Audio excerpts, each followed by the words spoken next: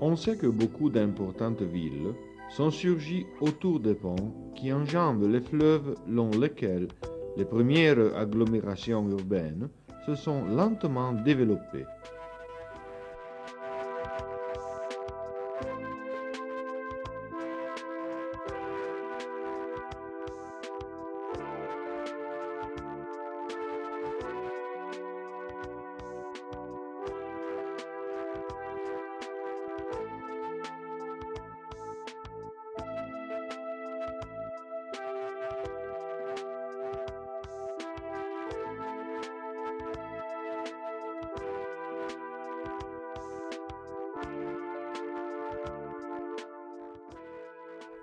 Les ponts sur la Doire-Baltée et sur le Butier aussi ont été déterminants pour le développement de la ville d'Aoste et de toute la région valdôtaine.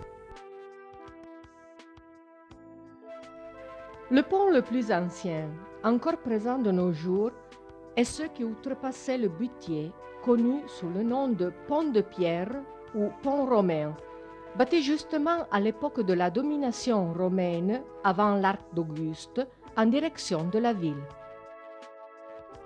En 1861, l'archéologue Carlo Promis, à la suite de la découverte de quelques blocs de pierre dans le lit du Butier, à presque 500-600 mètres en amont du pont romain, releva la présence d'un autre pont d'époque romaine dans ce site-là. L'archéologue Rosanna Mollo Mezzena avance l'hypothèse qu'il s'agit là d'un pont aqueduc. Pendant le Moyen Âge, une grande inondation du Butier ravagea le territoire et porta le torrent à changer son cours en se creusant un nouveau lit plus à l'ouest, près de l'arc. On ne peut pas pour le moment établir la datation de cette grande inondation. En tout cas, elle se vérifia avant le 1193, année dans laquelle un document cite le pont de l'Arc, le pont qui enjambait le nouveau cours du torrent.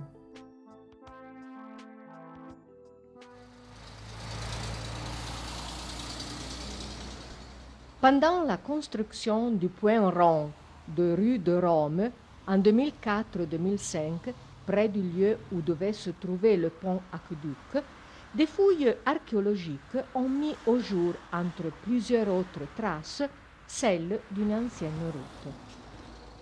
À l'époque des travaux d'excavation pour la construction des bâtiments qu'on voit dans ces images, c'est-à-dire le long de l'ancien lit du torrent, un autre bloc de pierre, semblable à ceux vus par Carlo Promis, a été remarqué. Peut-être la grande inondation dont on ne connaît pas la datation fut la cause de l'écroulement du pont aqueduc dont les matériaux contribuèrent à arrêter le cours du torrent en obligeant les eaux à ce détournement qui détermina le nouveau lit. Qui peut le dire? Peut-être l'écroulement et le détournement sauvèrent ce qu'aujourd'hui on appelle le pont romain. Comme on a vu de l'animation, le Butier continua à couler, avec un plus limité débit d'eau, outre que dans le nouveau lit, dans l'ancien aussi. Un autre pont important pour la ville est celui qu'on trouve indiqué dans un autre document du 1337. Il s'agit du pont de Paramant, dit aussi de Exparaveria. Ce pont, quelquefois, est appelé Ponteille. En effet, la Ponteille d'Exparaveria ne devait pas enjamber un fleuve ou un torrent, mais le fossé avec l'eau réalisé pour défendre le côté sud du bourg de Saint-Ours.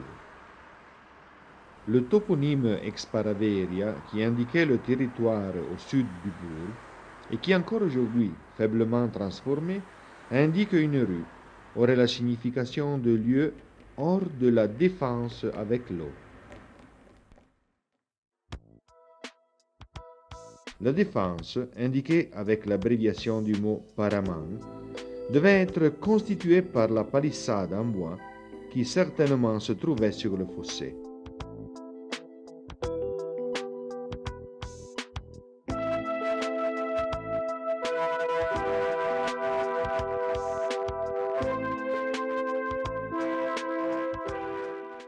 Toujours dans le même document du 1337, on lit que le pont de Paraman avait été détruit par les seigneurs de Car en querelle avec les habitants d'Aoste. De ce fossé de défense, on trouve des traces dans le toponyme de cette rue qui s'avançait vers les prés, marquée depuis de longs siècles par les traces du canal. En 1991, pendant des fouilles archéologiques dans le quartier, a vu le jour l'empreinte d'un grand canal.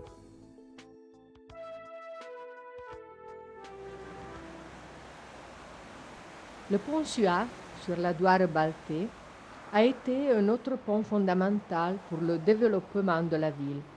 Le pont paraît pour la première fois sur une carte de l'XIe siècle et vraisemblablement il n'a pas été toujours là où il se trouve aujourd'hui.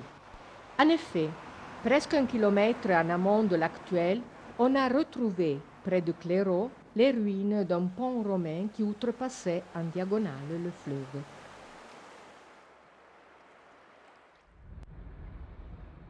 La route qui de la ville conduisait au pont a maintenu en partie jusqu'aujourd'hui la même inclination. Ce pont sur la Douare devait être l'originaire pont Suavis, qui au cours des siècles a transformé son nom en pont Suat. L'adjectif latin suavis était utilisé en ce cas, dit l'historien Joseph Auguste Duc, dans son sens de non fatigant, aisé. L'originaire pont romain devait donc être plat, facile à outrepasser. La mise en place du pont dans le lieu où il se trouve aujourd'hui est arrivée probablement aux alentours du 1352, année dans laquelle une inondation détruit le pont. Le toponyme pont Suat suivit la nouvelle construction qui continua le long des siècles à être bâtie et rebâtie en bois. Finalement, après une longue bataille politique et administrative avec les communes de la Douare, les citoyens d'Aoste obtinrent de le faire rebâtir en pierre. La reconstruction fut réalisée en 1860.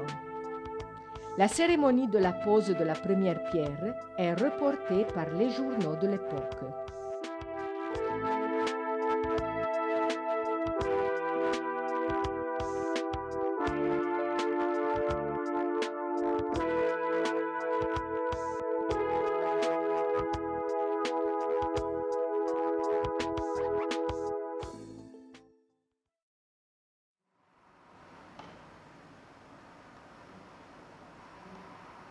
Quoique n'est pas certain que les Romains exploitaient les mines de cogne, l'alignement du pont d'El dans la vallée du Grand Paradis de la commune de Aymaville et du pont de Clairaut laisse imaginer telle exploitation.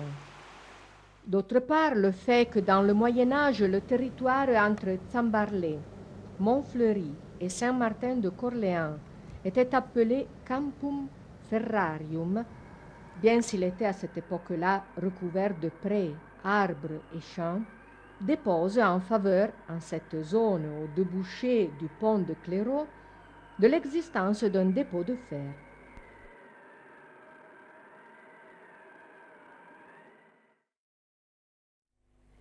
Autre pont important pour la cité étaient ceux qui outrepassaient la rive de Ville et la rive du bourg.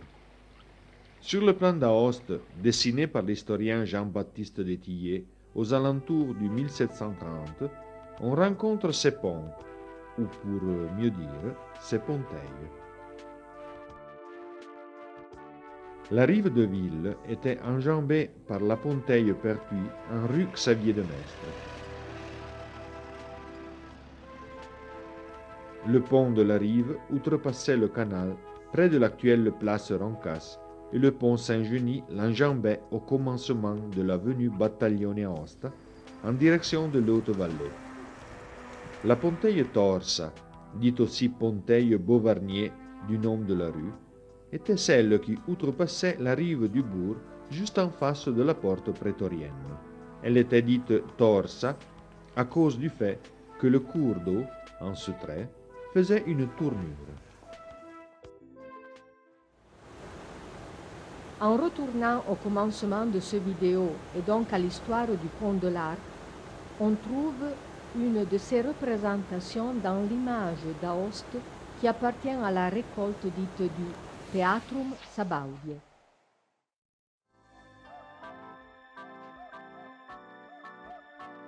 Le petit pont, en 1691, fut brûlé par les envahisseurs français qui détruirent beaucoup d'autres ponts dans toute la vallée. Certainement, celle-là ne fut pas la seule destruction. Le long des siècles, les très fréquentes inondations du Butier durent endommager et détruire plusieurs fois le fragile pont en bois. En 1772, sous la poussée de la modernisation voulue par l'éclairé intendant Vigné des Étoles, on décida de le rebâtir en pierre. Il était à dos d'âne et donc très raide, trop raide.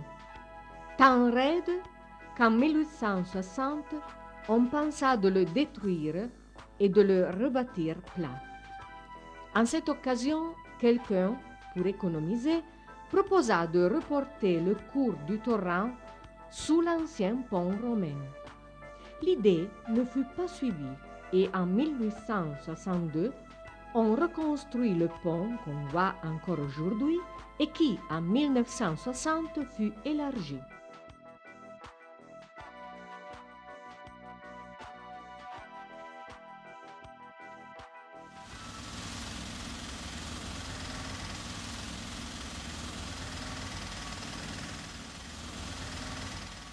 Un des objectifs qu'on pourra rejoindre avec la construction du nouveau pont sur le torrent sera celui de franchir l'arc d'Auguste du trafic.